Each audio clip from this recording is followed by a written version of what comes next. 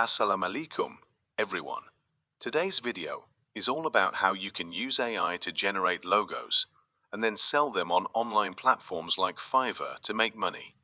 I'll be showing you how to use the BrandCrowd website to create stunning logos for your clients. Today, we'll be making a logo for the company called Cool Caps. So let's get started. Firstly, you need to visit the BrandCrowd website. Here, you'll find thousands of pre-designed logo templates that you can customize according to your client's brand.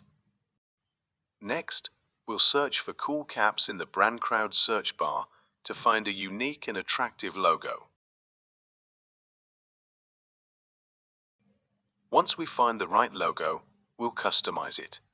We'll adjust the colors, fonts, and design to make sure it aligns with the Cool Caps brand. After customizing the logo, we'll download it in high resolution so that we can sell it to our clients. Now that our logo is ready, we'll upload it to platforms like Fiverr. There, we'll showcase our skills and attract clients with our creative logos.